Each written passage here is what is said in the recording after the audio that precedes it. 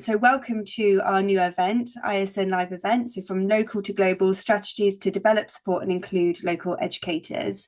We'd like to start first of all by launching a poll just to see where everyone's joining us from and to see what role you play in your international school or within the international education community. So I'm just going to launch a couple of polls now whilst we wait for a few more to join, and then we will get going.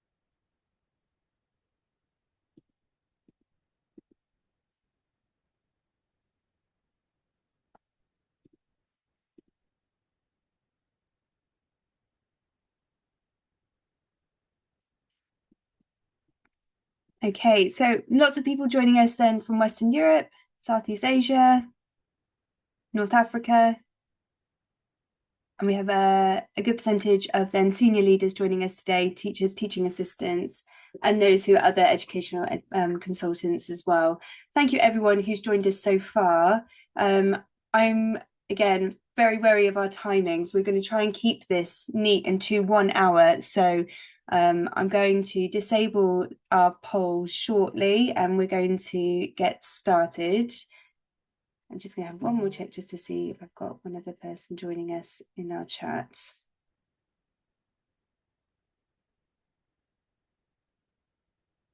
Okay. All right. And this one here. And I can share the results with everybody. So, yeah. Thank you to everyone who's joining us today. So some from North America, I know that previously our timings haven't been that suitable for those who are joining us from America. So I'm glad that we've had some people who are actually able to join us today. And yeah, a big number then from Western Europe. And as mentioned, all of those different positions as well. Thank you and welcome to everyone. I'll just get rid of this. Okay, so this event today, we want to start very quickly with just some housekeeping so that you are aware. So the screen will be taken then by our different hosts who will be sharing their screen to kind of deliver their different presentations. So those will come up, which is why we just have mainly the panelist view on here. Certificate for this event, the link will be sent at the end of the actual event. So you'll need to stay to the end to receive that and then you can claim that certificate. We'd also love any feedback if you could share that with us so that we can make sure that our next event is better and better and better. So thank you for joining us today. We want to try to achieve 3 things today.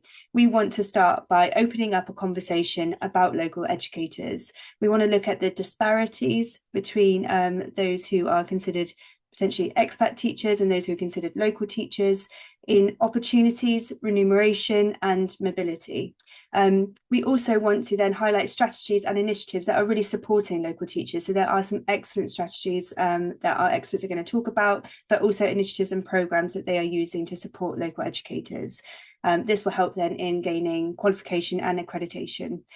Finally, we want to talk about the benefits of supporting local educators for all international schools. So from recruitment and retention to developing an authentic identity and a sense of belonging in a school to inclusion and justice, all of these things then will really benefit everybody. So it's an important topic for us to really delve into today.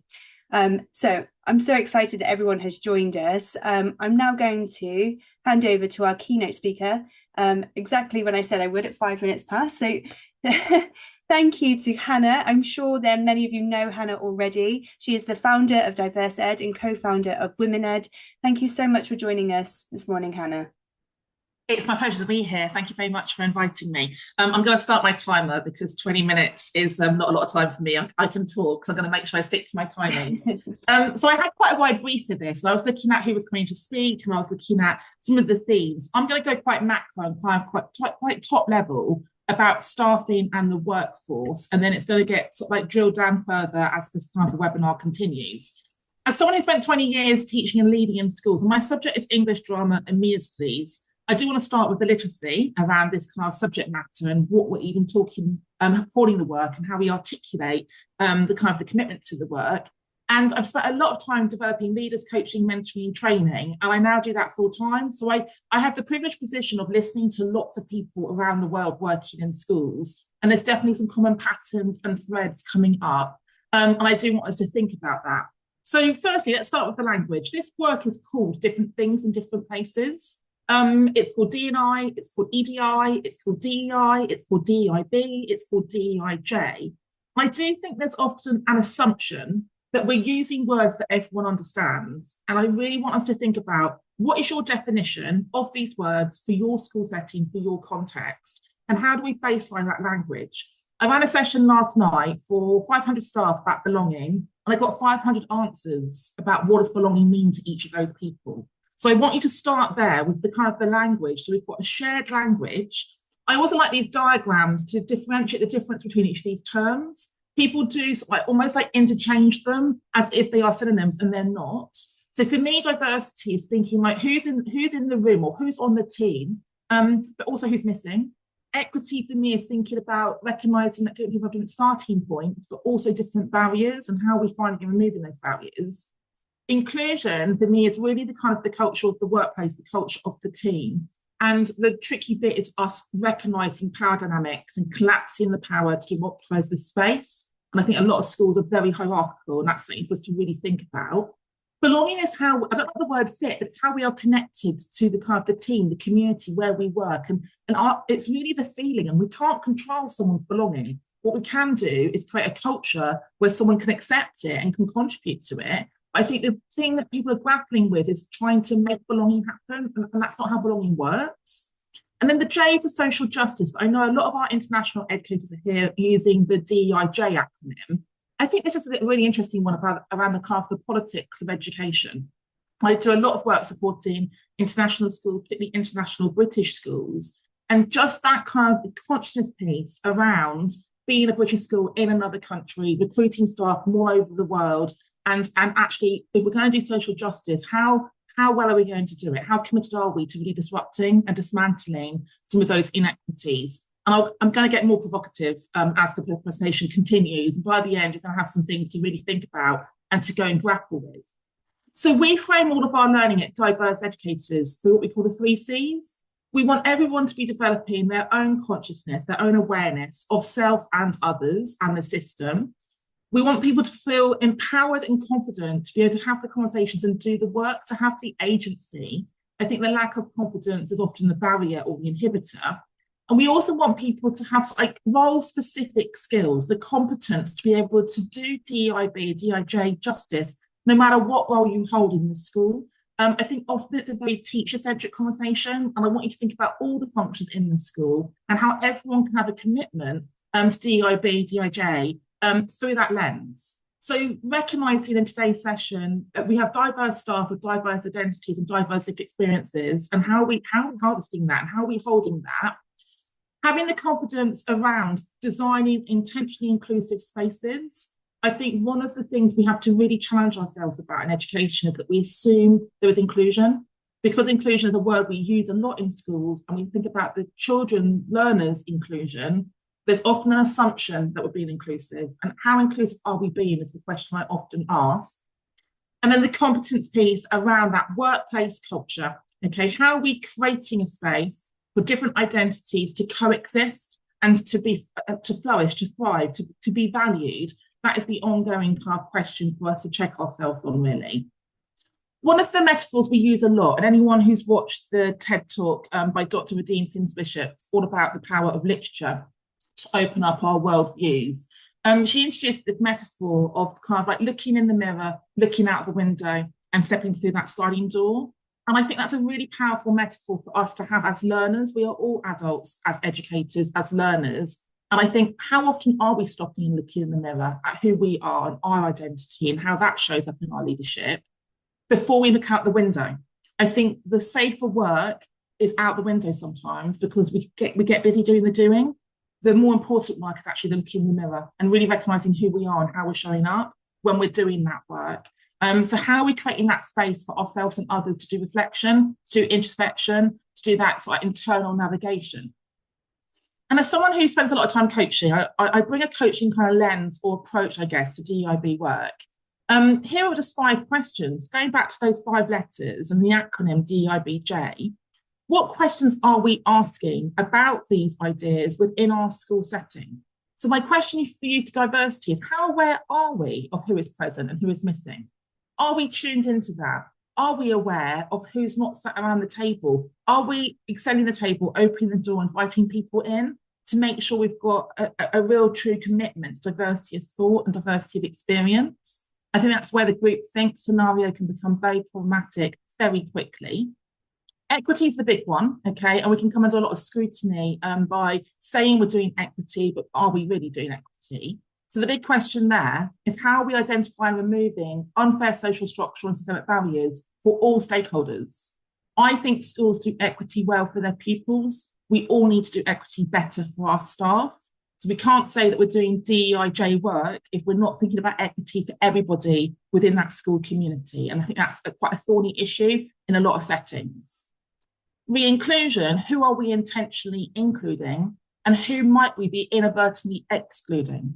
So not assuming that when we have a gathering, a staff social, that everyone who wants to come is going to come. Are we really thinking about what barriers to accessing that opportunity have we created by not considering the day, the night, the time, the setting of that activity? Staff socials come up a lot where people don't feel included because their considerations haven't been taken into account.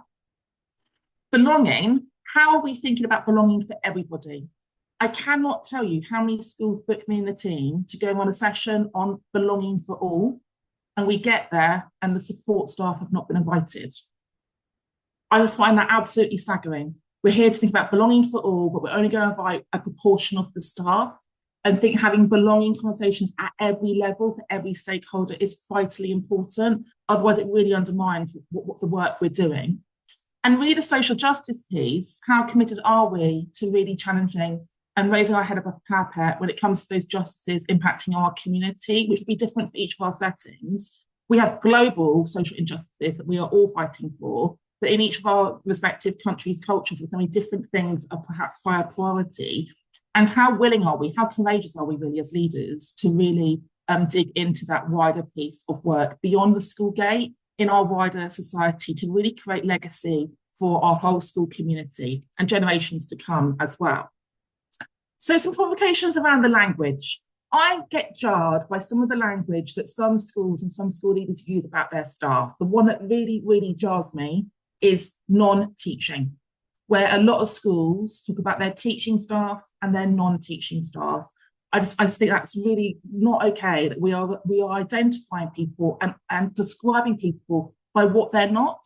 So if that's a term you're using in your setting, if that's in your vernacular, please consider a different way of framing how we are talking about the people who are vitally important to running our schools, our operational staff, our support staff. In a UK setting, we talk about our admin staff. I know that means something different in North America. I think being clear on the language we're using is really, really important. And just as Claire introduced this, like thinking about how we refer to our international staff versus our local staff, all those language choices carry meaning and carry weight and carry value. And I want us to really think about the labels we give to different people. We think about this with our pupils and how we label different pupil groups. I think we're quite careless sometimes and we're not conscious enough when it comes to the adult stakeholders. And I know there's lots of tensions around how we refer to people who are mobile coming to our countries, to our schools, where if you hold a particular identity, you are an expat. And if you hold another identity, you are an immigrant. And that also creates a hierarchy and a tension. So being mindful and conscious of our language is the first thing I want you to really think about when we're talking about staff. My follow-up to that is thinking about how we talk about our schools as communities. And these are some of the statements, commitments, claims I hear schools saying. Our school is diverse. Our school is inclusive. Our school is equitable. Our school creates belonging for all. Our school is committed to social justice.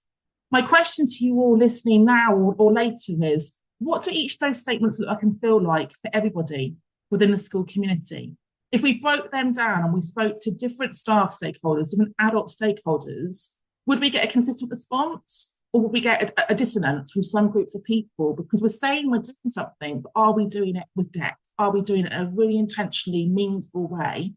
And there's two words there that come up a lot when I'm working with international schools about how we talk about global citizens or global citizenship and this idea of international mindedness. My question would be, whose lens is deciding the definition and the framing of those two ideas? It's often through, dare I say, a white British colonial patriarchal lens.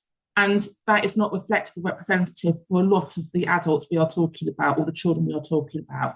So unpacking these terms, I like clean language, I like clear language. What are we saying? What are we meaning? And are there things we need to do to perhaps bottom that out and to make sure that we all understand what we're saying?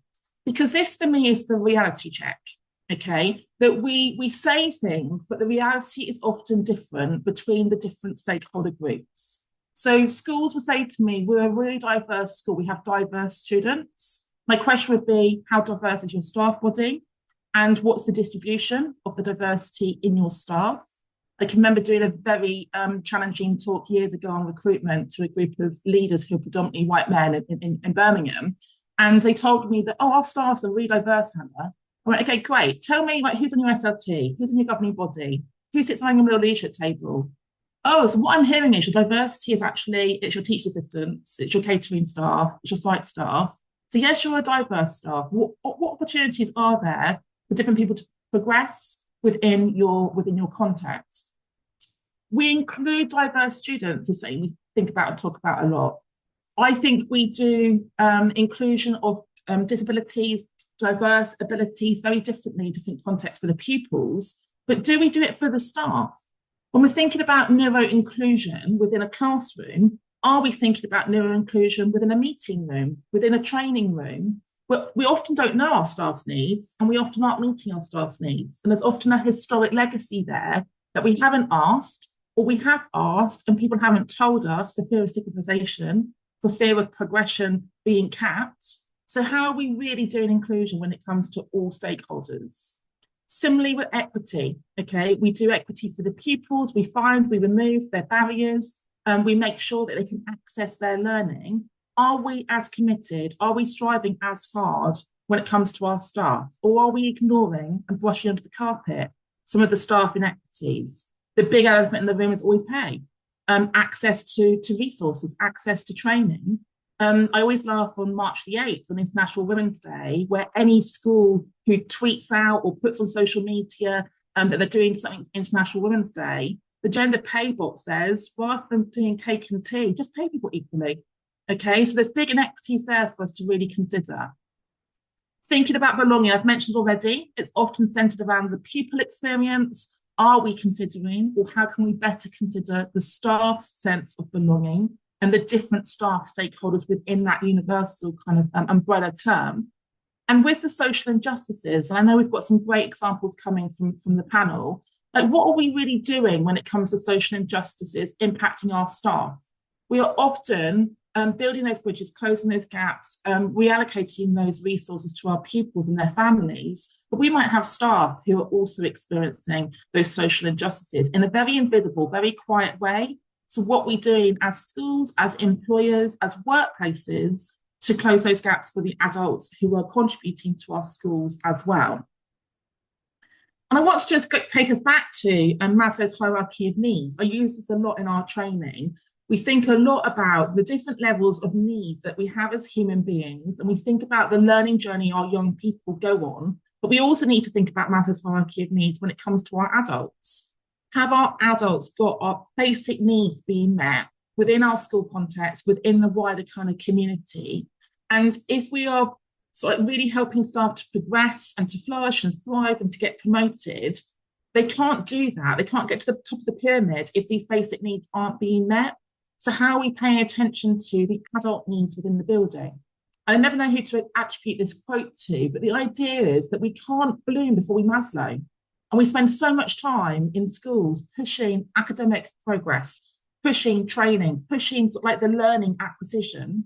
We can't do that if these human needs aren't being met. If we don't have our needs being met at a kind of a basic level, food, shelter, water, if we don't feel safe, if we don't belong, if we haven't got a sense of self-esteem and we're not able to self-actualize, then we can't get to that next hierarchy of ways of thinking about progression and opportunities. So the question I want you all to commit to think about, and to give you a pause point, is going back to my idea that I could get 500 responses when it comes to this idea of belonging. Just take a minute to think about, for you, in your identity, in your role, in your school setting, in your context, what does it mean to you to belong? And are your needs as a human being being met for belonging in your current role, in your current context? And if you either think that through, or you want to put some ideas in the chat, feel free to do so. Just give me a minute, a pause point to think about that and to anchor that question.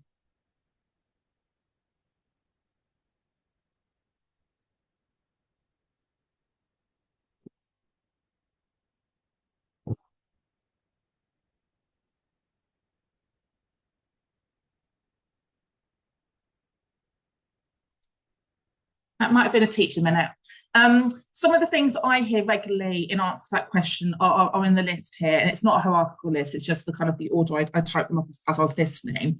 We all need different things to belong, and I want to really emphasize that, because sometimes what goes wrong is that we offer what we need to other people to belong, as opposed to asking them what they need. And different people need different things in different ways. And if you had to rank this the set of ideas as a hierarchy, we'd probably all have a completely different order based on who we are, based on our own experiences and our own journeys. And I think sometimes we are overcomplicating belonging and making it more complex than needed, because we're overthinking it and overplanning it. And we're not just going to people and asking them, actually, what tweaks could we make to make a better experience, a better culture, a better level of belonging for you? And then listening and responding. So please try and cut through the kind of the white noise that sometimes gets put in this space. I'm sure you've heard this quote or an equivalent before about the idea of diversity as having a seat at the table, inclusion as having a voice at the table, and belonging as having that voice heard. And I think we really think about this in our classrooms for our pupils, but are we thinking about this in our staff rooms for our staff? Are we thinking about this in our meeting rooms, our staff briefings, our training rooms, our recruitment rooms? There are so many opportunities for us to really think about how we are elevating, amplifying, and creating space for different voices. And sometimes it's the quieter voices that get lost. And sometimes the voices are not only dominant identities, but also people who carry power, situational power, like positional power, and how are we making sure that we are redistributing that airtime to make sure we're listening to different voices, because otherwise we just keep perpetuating the same problems and we wonder why we're not getting a different outcome. So I'd really ask you to get curious about staff voice within your context. Is it that you just get an annual survey that everyone fills in anonymously? Or is that survey named? Is that survey iterative? How are those responses to the survey shared, listened to, responded to? Are there follow-up interviews and focus groups to find out more? When I'm doing DI work with a big group of schools, I think the survey is really important, but it's the follow-up focus groups that really helps you to get into the depth, the kind of the detail of what's going on. And I want you to think about your exit interviews. I worked in 6 schools over 20 years. And I never got asked to have an exit interview, probably because I'm very vocal and I told everyone what I was experiencing as and when. But what a missed opportunity for all of those employers to find out what was working and what was not working, and to carry that wisdom of what they could do differently to perhaps change the trajectory for other people. So I think an exit interview when someone's already resigned is too late. How do we build in those conversations to really find out how people are experiencing our workplace? And Claire will send these slides out. Here are some questions to kind of think about. Like if we're thinking about truly designing and creating diverse, equitable, and inclusive workplaces for everybody to flourish and thrive, my question to you is, who is currently centred? Who's in the in-group and who's on the margins? what's working, what's not working, and what further training and support is needed. So I've just come off a call where I'm doing some training on inclusive line management, the assumption that everyone knows how to line manage, everyone knows how to do it in an inclusive way. What gaps are there? And similarly with belonging, okay, you could ask exactly the same questions. Who's in, who's centred, who's considered, who's in the margins, what do we need to do differently? I'm just about to wrap up, Claire, I promise. And then thinking about staff opportunities, which the panel are about to pick up. I think we focus so much on recruitment in schools, and then we focus on retention, but there's all those stepping stones in the middle. Okay, who is getting developed? Who's getting access to high quality training? Who's getting invested in? Who gets to be a coach and who gets to be coached? I think there's some real analysis to do there.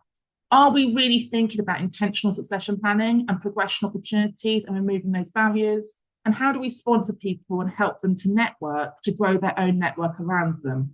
And my final thought for you all is that the awareness piece for me, the consciousness piece and the confidence piece is to really get our head around the barriers that people who are different to us are experiencing. I'm just going to leave you with these 6 pictures, okay? There are systemic barriers, there are structural barriers, and there are societal barriers. And some of these pictures do really jar people when I share them in training specifically around inclusive recruitment. But this is the reality. This is the reality of the system we work in. And how can we change it? How can we disrupt it? How can we dismantle some of those barriers? But I am now going to stop talking before I hijack the time. But thank you very much for having me. I look forward to reading the chat. Thank you so much for sharing, Hannah. So much of that kind of deeply resonated, and I'm sure it has, or looking at the chat, I know that it has then for others who are with us live today, especially that piece about people needing that belonging and kind of looking for their sense of belonging. Everyone's bringing something different to the table. I thought that was absolutely fascinating. Thank you so much. We're now going to hand over to Jamie Ganley. It's not an understatement to say that this event then would not be happening without our sponsor, the National College. So thank you so much to Jamie for joining us today. He's the head of international schools at the National College, and he's going to be joined by some of our panelists. So I believe that Rob Ford and Lee Wilson will be joining Jamie today. So Jamie, over to you. Thanks, Claire. So yes, just to jump on the back of Claire's introduction. So my name's Jamie, and I'm head of international memberships at the National College. And we oversee a partnership network of around 520 international schools all the way across the world that we collaborate with at the moment. And just to reiterate as well, like, we're delighted to be partners with ISN. We think they're a great organisation. And so from my perspective, wholeheartedly recommend them as a group to follow and be part of their network with. It's also really nice to follow Hannah. So I've not heard Hannah speak now. So we were saying before this, I think it's been nearly 5 years since we were at an event together in Birmingham in a different role and a different hat. And I really liked your thought around global citizenship. What does that actually mean? I think that's something that resonates to me. And talking to international schools all the time, I hear that term used daily or at least weekly. And then actually, when you think about it, what does that mean? What is the outcome we're talking about here? So I'm going to basically introduce a little bit about what the National College is and talk about how we work with schools with strategies to develop, support and include local educators. And depending on time, hopefully, yes, get a little bit of insight from a couple of the panelists who I promise I didn't pick them. And it's a nice chance that happened to be that 3 of them are members with the National College, which is great.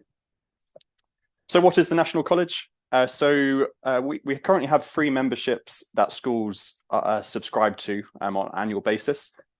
What we are most famous for, most popular for, is our professional development package, which is all around meeting essential training requirements, things like safeguarding, online safety training, wellbeing training, all about raising standards within the classroom with curriculum development and other things I'll talk about more in a moment.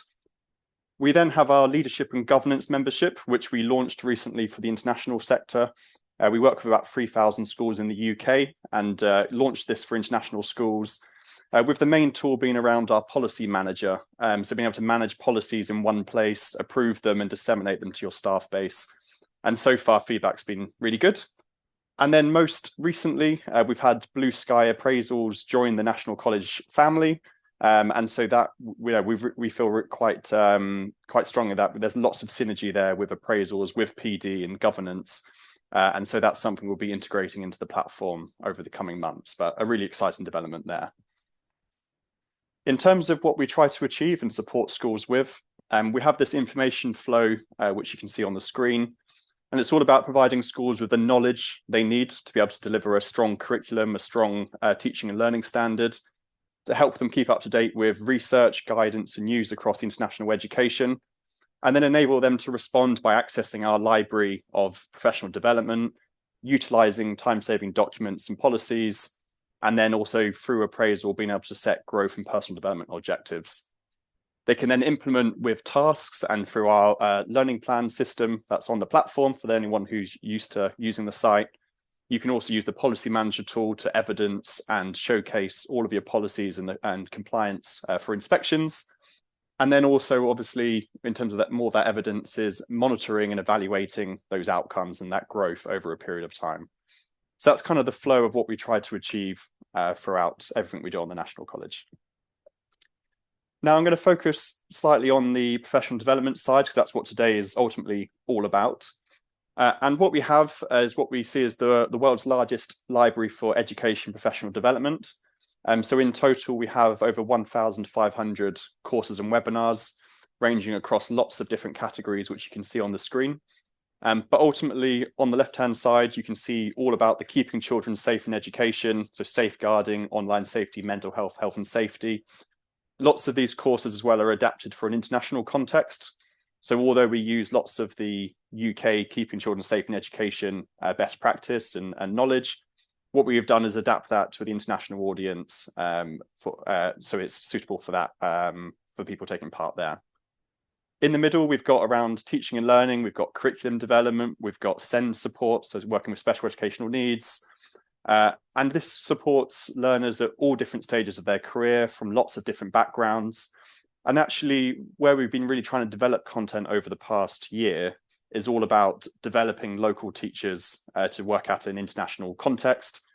Often it's not actually about, although it is possibly raising standards, but a lot of it is about context and understanding the nuances and the differences.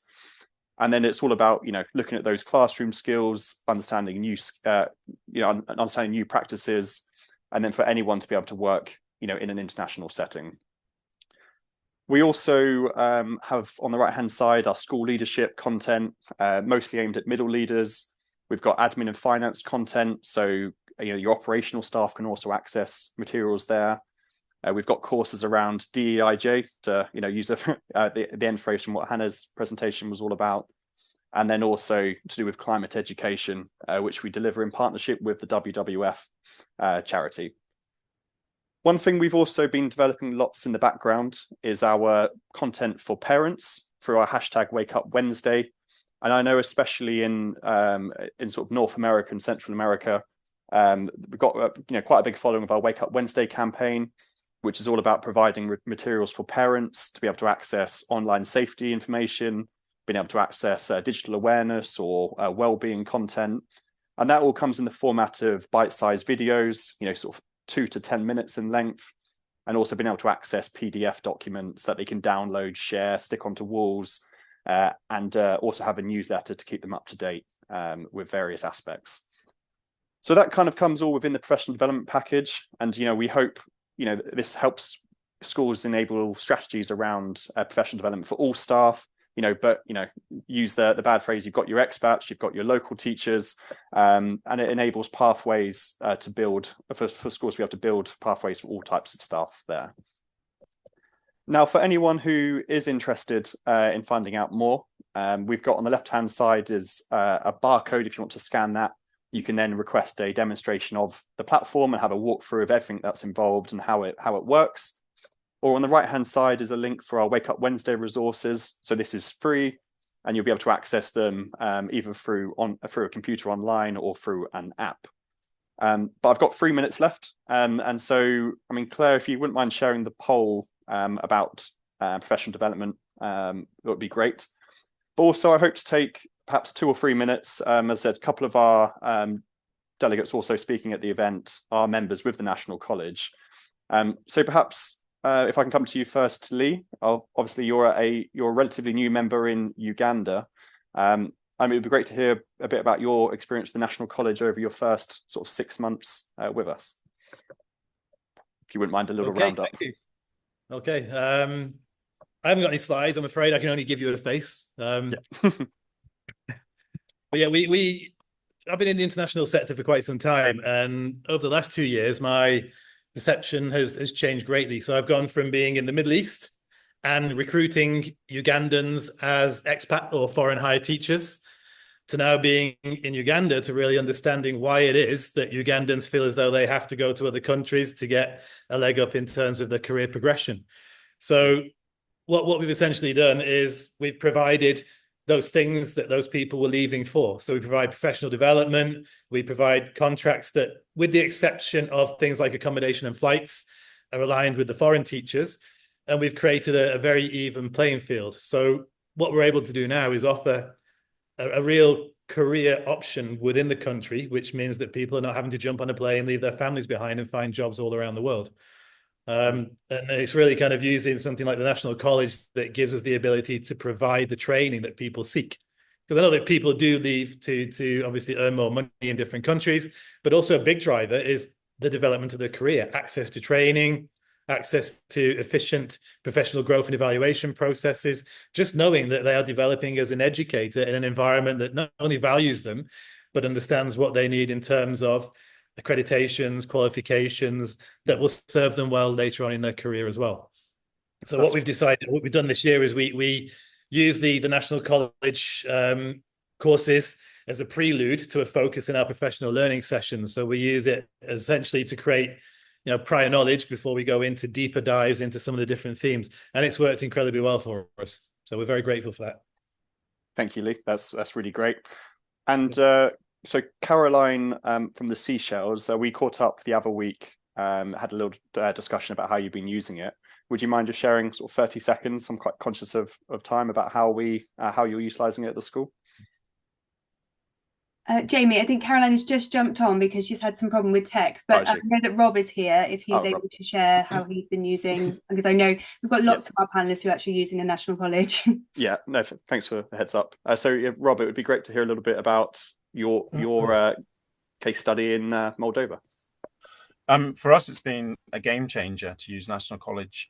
Again, leading on from what Hannah said, how do you bring all staff, support staff and your teachers and teaching assistants into globally recognized courses and dealing with things that don't exist in the national level in a country like Moldova?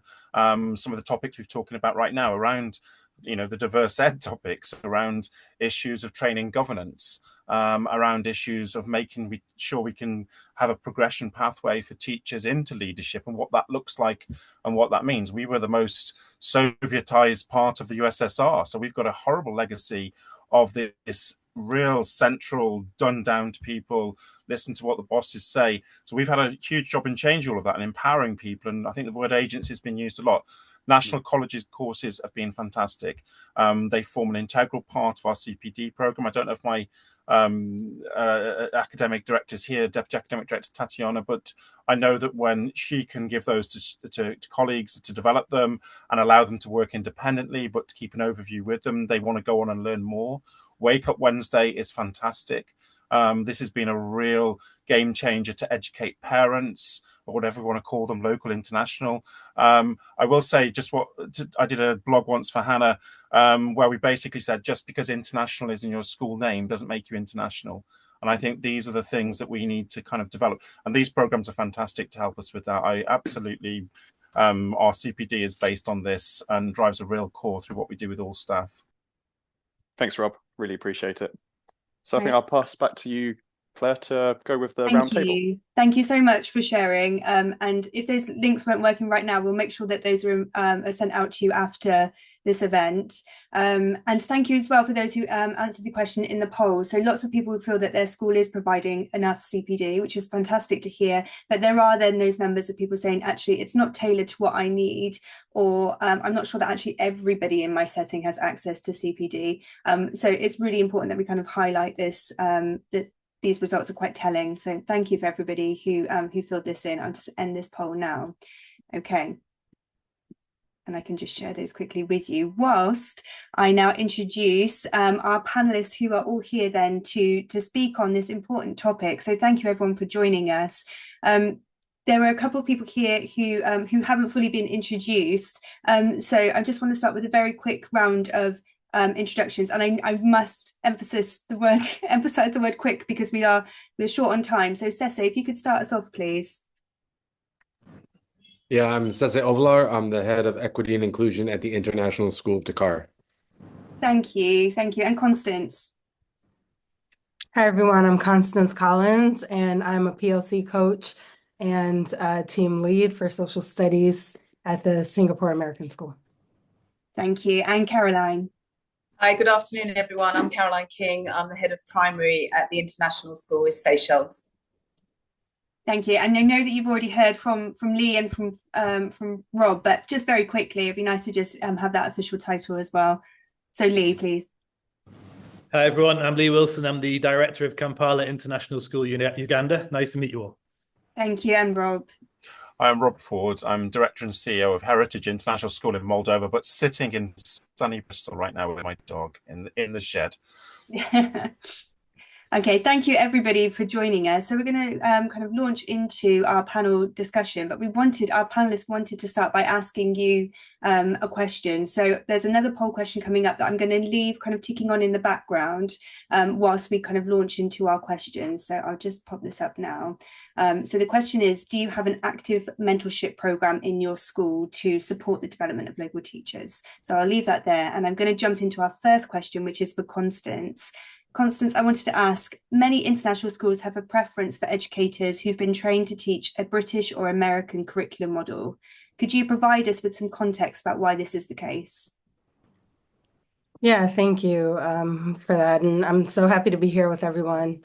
I kind of want to turn the question on its head just a little bit, that many international schools, they prioritize the educators that are trained in the British and American or with Western curricula, but they also prioritize, many of them, those who have Western passports and backgrounds. And I say that because sometimes they'll take someone who has only, just got out of university 2 years ago in their Western model of education over someone who might have been trained in their international school as an assistant teacher or as an apprentice assistant teacher. Let's stick with that for about 20 years. So it's not just about where they're getting their education, but sometimes it is about the passports and the backgrounds that they hold. And there is a historical context for this. The international schools, they were founded on by expatriates who wanted Western education for their kids. And it kind of reflected this idea that Western education is more high quality education. And it reinforces this idea that Western ways of knowing, of being, of thinking is superior to other ways of knowing. And a lot of the schools are international in name. I think someone mentioned international in name, but a lot of them are Western and are holding this title of international or global citizenship when it's really sometimes just tailored to Western ideologies and Western sympathies. And so there's this historical context, and I want to hold this tension that two things can exist at once. We want to ensure that our students and families are coming to the schools to get what they came for, which is this international perspective or international education, which is sometimes a thinly veiled Western education. But also recognize that there's so much that our host country or local. I know that there are so many different ways that we refer to the people who are from the countries in which we teach. There's so much that they bring as well. And I know part of this is how are we mentoring and supporting and developing our local staff? But how are we also learning from? How are we actually leveraging the great deal of knowledge, the wealth of knowledge and the gifts and the talents and all of that? How are we bringing that into our schools rather than imposing that they need Western credentials, while also recognizing that globally, a lot of times these schools still are expecting Western education in order for you to get a leg up. So it's attention, and I know we have only a few minutes left, so I'm going to stop there and just pose those questions. Thank you so much for sharing, Constance. I think that we could talk a lot more about that. I'm going to keep us moving, and I think that we will address some of these points. But it's so important you highlight these tensions that exist. Cecê, I would really love to understand then a little bit more about your experience. So you've worked extensively with local educators in your setting, and a big issue that you faced is mobility. Could you explain why mobility is such an issue and how you successfully supported specifically TAs in your setting in Dakar? Yes, I'm really glad that Constance went before me, because a lot of what she says supports what I'm going to say as well.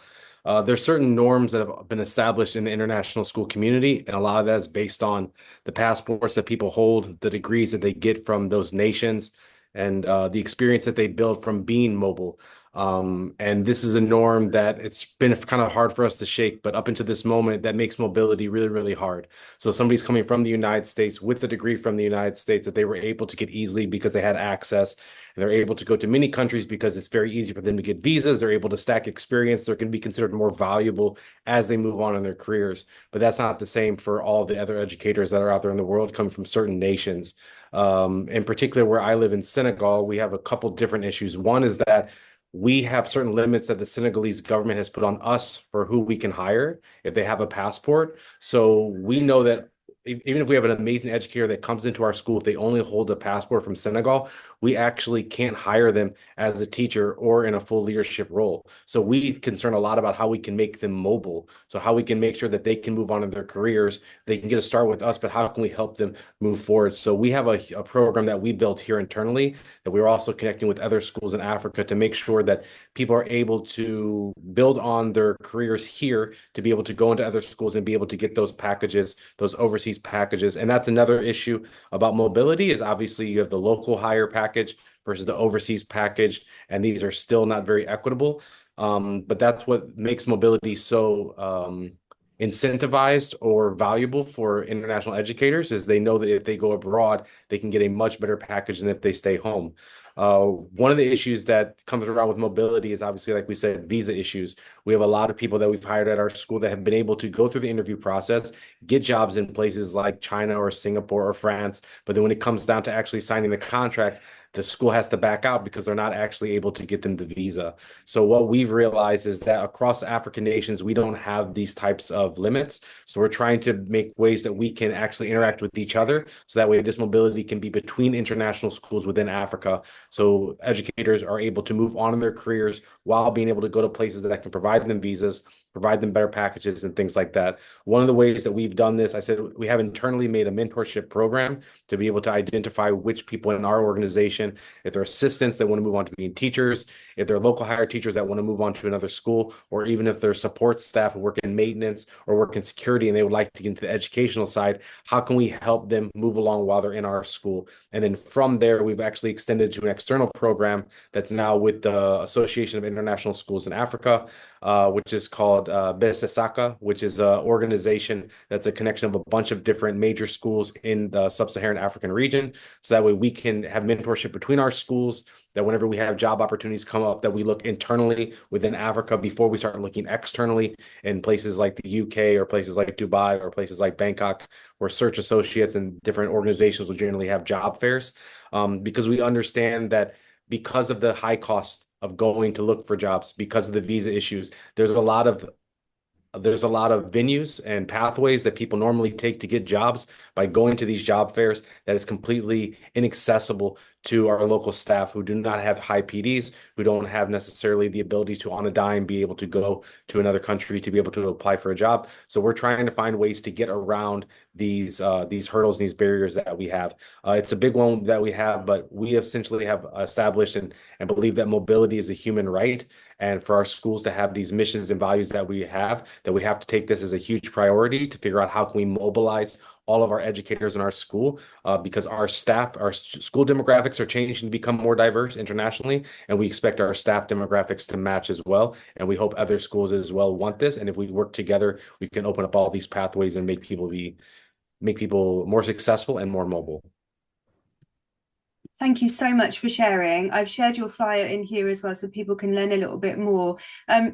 Yeah, and lots of amazing comments there in the chat. I think everybody is feeling really inspired by the work that you're doing and kind of taking these steps forward to provide these initiatives. Thank you so much for sharing, Cecê.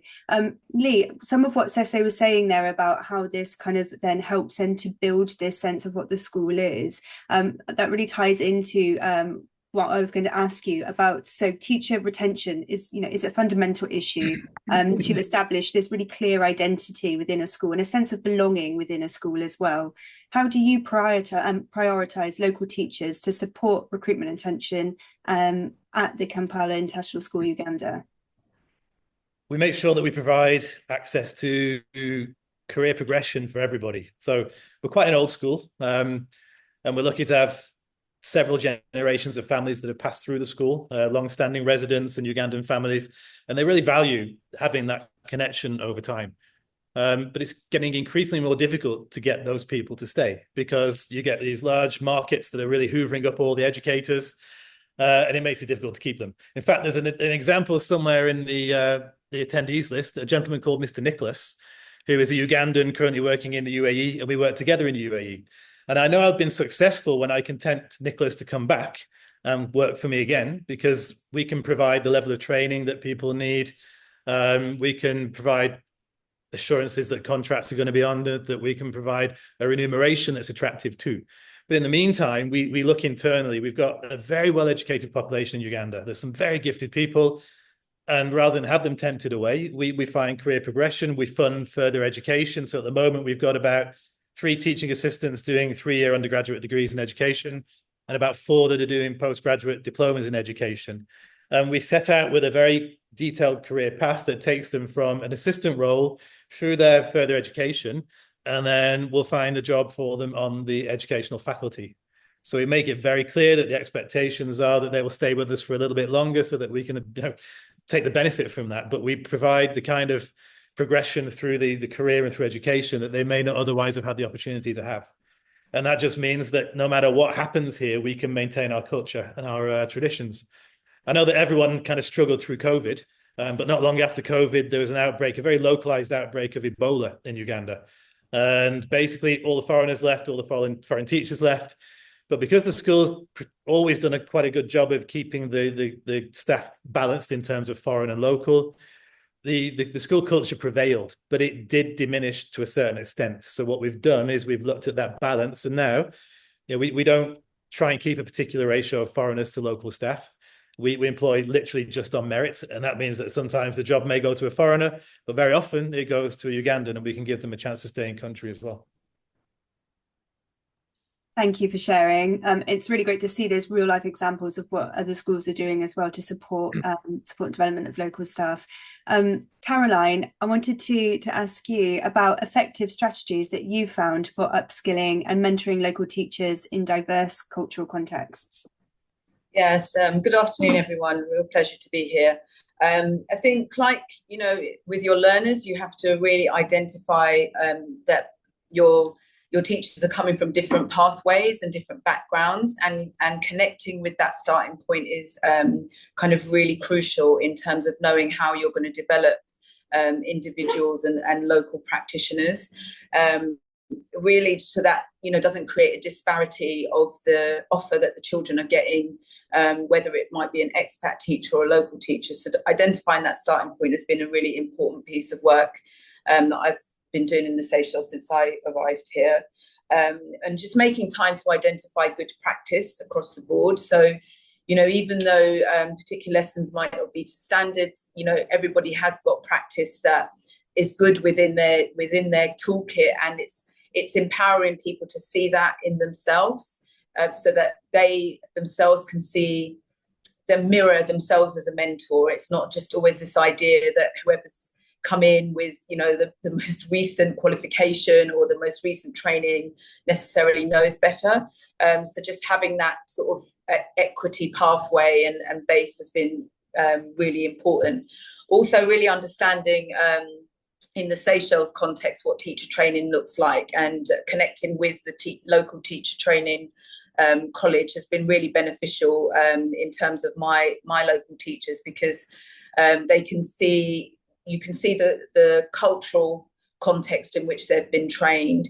And, obviously you're bringing, from my side, the UK training model, but working with SITE, which is our teacher training college, it's been really interesting to see how children leave secondary school and go into these different pathways on the island because of, what's on offer here, and how education, is kind of one of 5 main areas that people explore. So in terms of when they come into schools, they may not have the kind of degree level experience as a teacher that like other localities or experience might have. So working with them and understanding those pathways, mentorship, which we've referred to before, is massively important. So with matching our expat teachers with local teachers who have been teaching for a really long time and have learnt so much, from different colleagues, provide a really good basis in terms of staff CPD, and that credibility and that experience really works well for our young, new in career teachers, so that they've got something to aspire to and they've got that platform as well. So I think identifying mentors really early on who've genuinely got the time to spend with colleagues to really unpick that practice, so that to upskill people in the classroom, really working alongside colleagues, from a language point of view, also not assuming, we are like an English speaking island, but we have a dominance of Creole and French also. So even in terms of training, ensuring that we're allowing that to be accessible for our local teachers, not using acronyms that we assume local teachers just should know because we do, and just using that as a starting point so everybody feels empowered within the dialogue and within the conversation, so that they're able to contribute.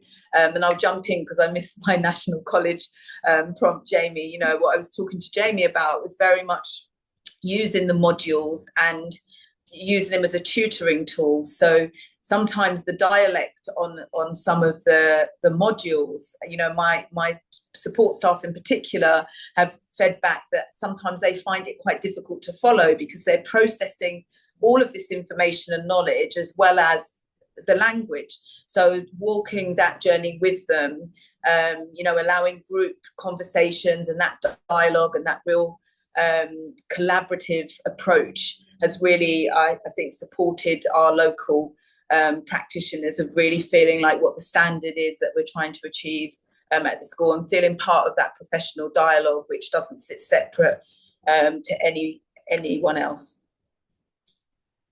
Thank you so much for sharing your experiences, Caroline. It's wonderful to hear about the work that you're doing to really support those educators in that context. It's so important to mention, that the difference in acronyms and language as well, all those things that can kind of just be second thoughts almost.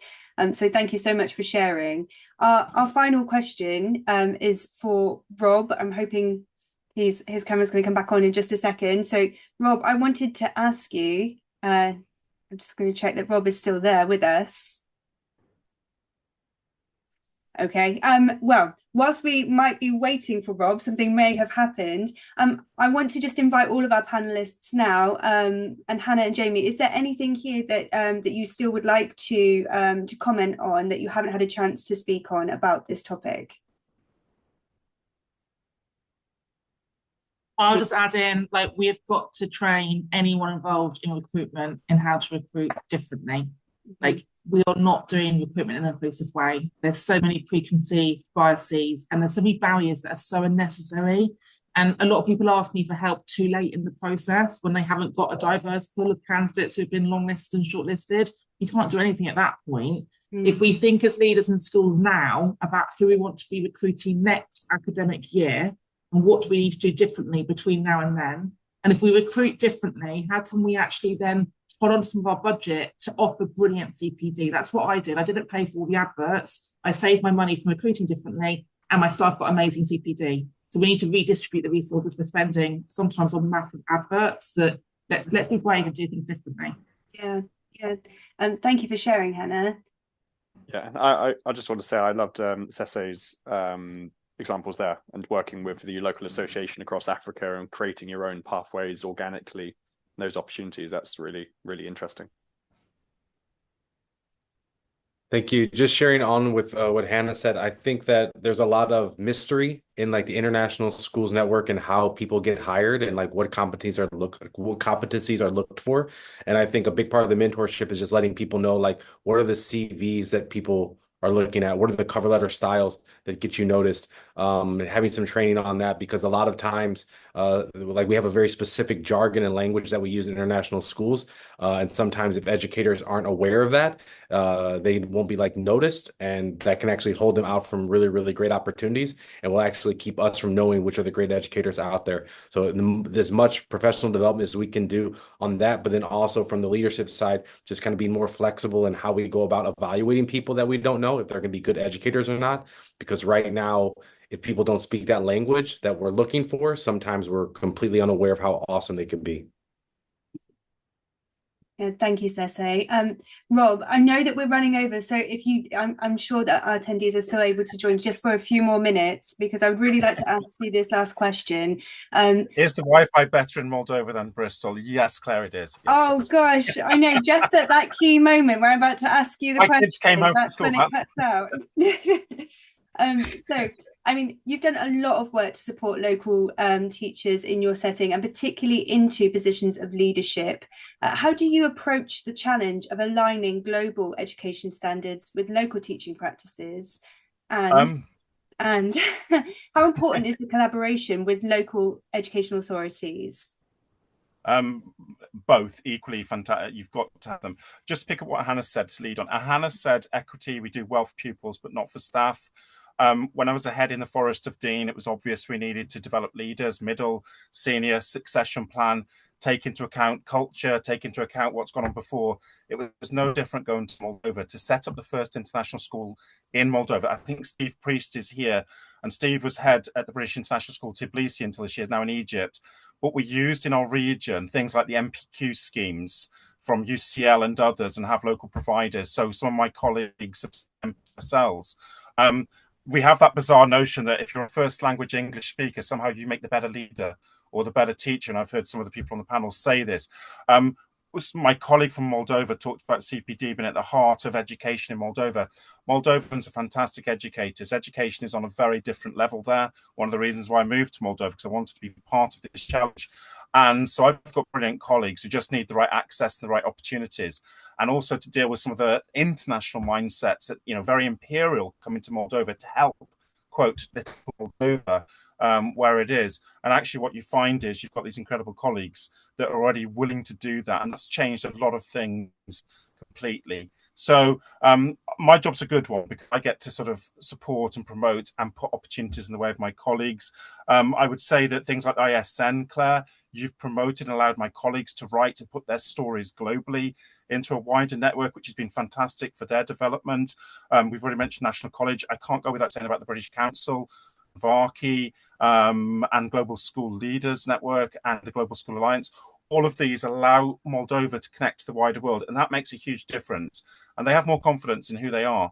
We're facing a huge election this Sunday, which really is about the future of where Moldova will go.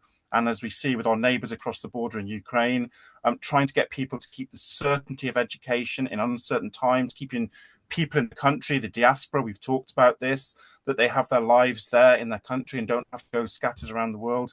But the proudest thing, as I say, and Hannah knows this is ahead, is watching people grow and, making yourself redundant in a sense and watching the next generation come on. And that's what I see in Moldova. There you go. I'll stop now. Oh, thank you so much. I'm sorry we overran and that we didn't have more time to kind of flesh this out. This is a conversation that can obviously continue. I know that lots of our educators have kindly said that they will be able to share some more research and materials that they have, so we can gather those together and send those on. I've dropped the link for the certificate into the chat, so please just open this up. And Hannah, I agree, we do need part 2 of this conversation, so maybe we could think about planning that for the future, because there's definitely more to be done, to be said here. Thank you everyone for joining us today, and thank you so much for the National College for sponsoring this event. We really appreciate your support, and to all of the educators who shared their insights today. Thank you everybody. Thank you. Thank you, everyone. Thanks. Thank you. Brilliant. Well done. Thank you, Claire. That's brilliant. Thank you, Jamie. Claire. Great to meet you all. Always lovely Listen to to Hannah. you all. I've got some ideas going now from what you said. Well, I was going to say, yeah, you always need a follow-up conversation as a debrief to then think about what comes next. There's so many fantastic ideas here, and it's how to help people with the practical application of it, isn't it? And to navigate that. Yeah, absolutely. And I felt like I want to kind of give more time as well to what Constance was talking about, which kind of led into what Cecê was talking about. There was just, I really feel like this could kind of, really move in another hour. Yeah, it really could. So maybe almost some case studies. It's almost that, isn't it? It's almost like taking some different initiatives and doing some impact stories. Some case studies would be quite powerful. Yeah, absolutely. So I think it's been quite, just jumping to it, it's quite nice with the panelists you've chosen. No one's based in the Middle East, which is generally, I think that's quite a nice balance. Generally it's always dominated by people in the cross GCC. So actually everyone here isn't. I think it's quite interesting. And to get that more kind of diverse range of experiences. Yeah, absolutely. So if you do have bits that you want us to kind of to share with others, I know that lots of people are saying that they would be really keen to learn more. So if there are any pieces that you have or research that you know of that you would like to share, we can list all of this and then send that out to everyone, those who've attended live and those who are going to watch this back, just to make sure that people can continue learning about this.